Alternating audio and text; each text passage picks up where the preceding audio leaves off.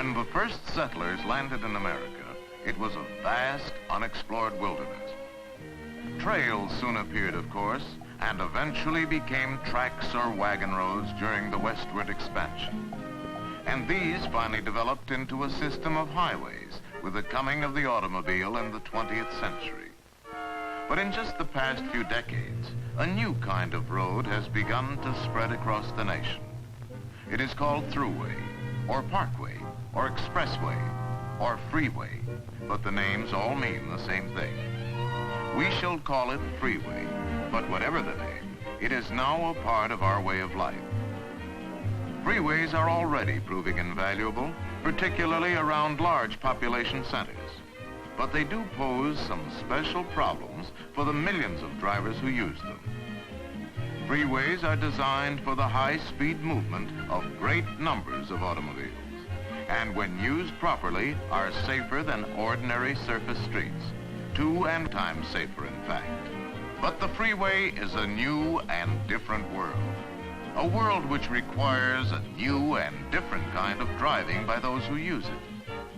Motorists here are bound together by certain practical rules and courtesies necessary for mutual protection. And any individual who does not or will not recognize this is a menace to everyone. However, such drivers can usually be separated into certain types, which can be illustrated by a few rather extreme examples. This specimen we shall call Driverius timidicus, the timid driver, a shy and retiring fellow. Usually overcautious, he can be a definite menace because he does not adjust to freeway driving demands. For an example, observe the way he enters a freeway on which the traffic is heavy but moving well. Mr. T proceeds carefully along the entrance ramp, which of course he should do. Now he tries to keep one eye on the car ahead of him, and the other on his rear view mirror to look for oncoming traffic. But he doesn't really trust mirrors, and he finds it confusing anyway. So he slows down as he would at an ordinary street intersection and takes a good look.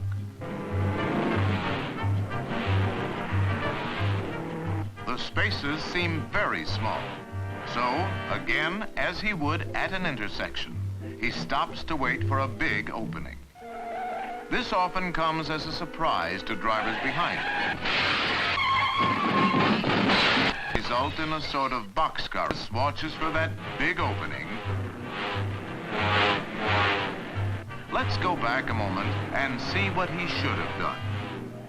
With the entrance ramp clear ahead, he should have been picking up speed to begin to match that of cars in the traffic lanes. His rearview mirror, plus a quick glance back, would have covered any blind spots, and he could have made final speed adjustments nowadays. Also, the driver behind is now able to be courteous and let him in. But getting back to Mr. T, he has increased his own problem enormously by stopping unnecessarily. To go from a full stop to freeway speed, say about 55 miles per hour, would require 500 feet, roughly twice the length of a football field, before he can merge safely. And Mr. T must start at precisely the right instant, or the gap will close too quickly, and he will be in danger of a rear-end collision. The approaching driver will be forced to slow down. And this can mushroom into a chain reaction, causing the boxcar effect again, this time far down the line of traffic. But again, what about Timidicus, who at last finds himself on the freeway? High speed makes him nervous and apprehensive, so he drives slowly. If he keeps to the right and doesn't go too slow, this causes little real trouble. But all too often, he strays into the fast traffic lanes. Mr. T, convinced that people shouldn't drive so fast anyway, believes he is driving safely and has no idea that he may be creating a problem. But now, drivers behind him are forced to slow down quickly to avoid a collision, or rapidly change lanes, which causes others to slow down.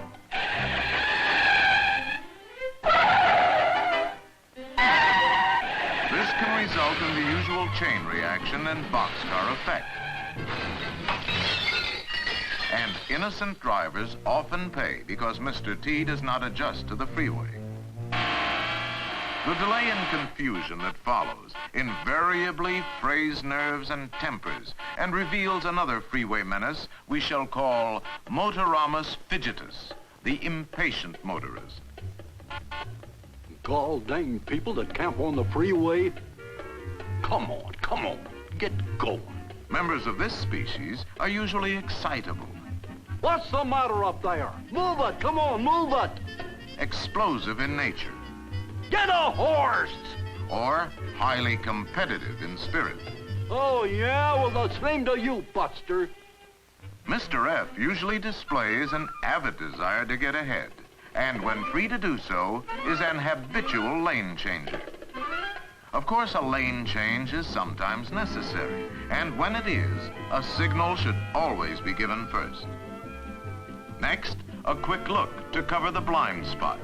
Then speed up and move in well ahead of the car in the next lane. Freeway pros will cooperate by dropping back a bit, for they know that courtesy is a practical rule here. But Fidgetus, in his impatience, will cut sharply in front of other drivers, forcing them to use their brakes. The same chain reaction often results. And Mr. F's progress can sometimes be measured by the path of destruction he leaves behind. But Mr. F occasionally finds himself unable to pass the car ahead. And now, in irate frustration, he is apt to move up bumper to bumper, regardless of the speed. Come on, get going, get out of my way. Unfortunately, Mr. F doesn't realize he's driving a potential engine of destruction more powerful than the largest battering ram ever to breach a castle wall. To explain, let us pause a moment, return him to his car, and see some freeway facts of life. Let's say Mr. F is traveling 60 miles per hour.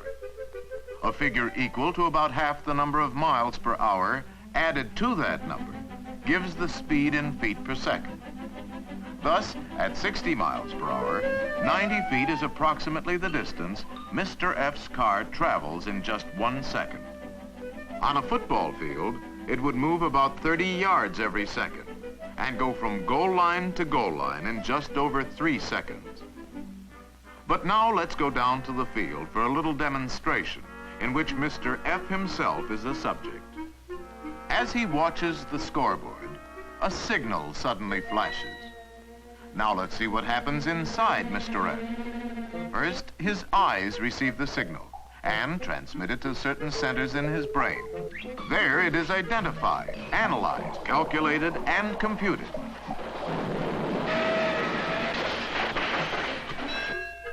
And an action decision may be handed down. Stop! Hit the brake! The message goes out to the legs and feet, and finally the brakes are applied. If we run through it again with a stopwatch, we find all this takes about 1 second. Stop! Hit the brake! Now, if Mr. F crosses the goal line at 60 miles per hour just as a stop signal flashes, he will travel a minimum of 30 yards before he touches his brakes. And even with good brakes and dry pavement, he will still cover another 70 yards to the opposite goal before finally stopping. So, Mr. F was actually preceded by a sort of danger zone made up of his reaction distance plus his braking distance. Now, imagine he's on the freeway, a bit behind and to one side of a car identical to his. Let's go to slow motion and suppose that for some reason the leading driver decides to stop and applies his brakes here.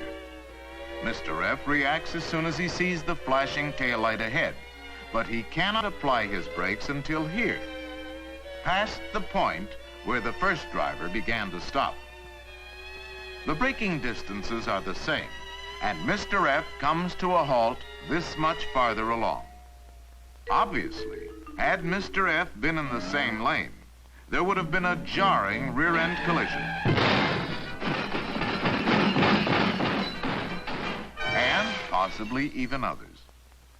When behind another car on the freeway, drop back as speed increases to allow for reaction distance. Under good conditions, the usual rule of thumb is 1 car length for every 10 miles per hour. 60 miles per hour, 6 car lengths. When road conditions are poor, make it a bit more. Now, back to Fidgetus. Does he drop back as speed increases? No. He's still bumper chasing. Is he alert to movements several cars ahead of him, anticipating possible emergencies? No. He's left himself no margin of safety because he... watch it! Not now! Look out for the car ahead! It's stopping! Get down!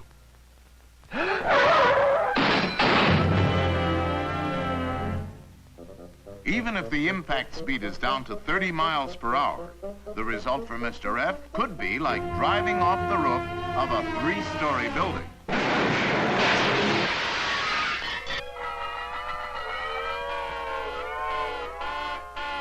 Last but not least, we have the annoying type, called Neglectorus Maximus, the inattentive driver. Often Mr. N is simply hypnotized by the drone of traffic and carried off to dreamland.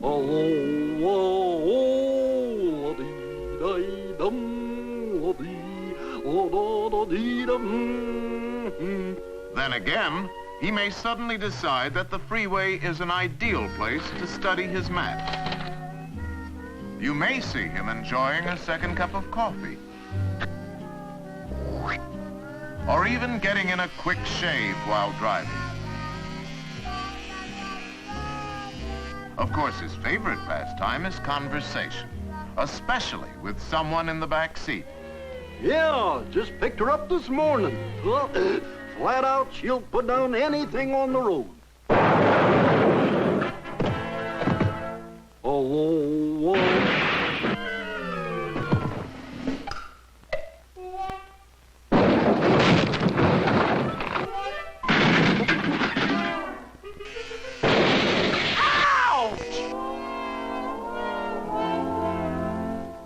Neglectorus can be a problem to others, even when not directly involved, because he's usually a rubbernecker.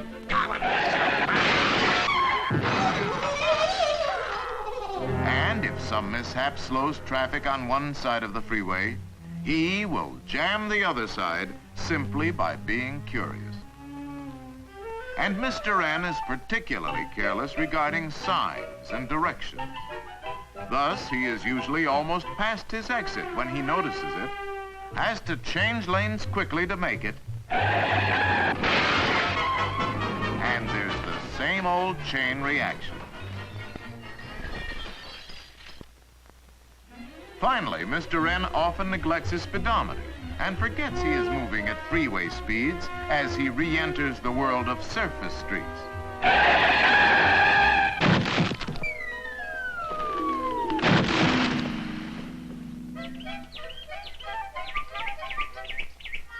Hush up. So, on the freeway, watch out for the driver types we have called Neglectorus, Fidgetus, and Timidicus. From time to time, you're bound to see one of these characters, and when you do, avoid them if you can. Yeah, and just make sure you never become one.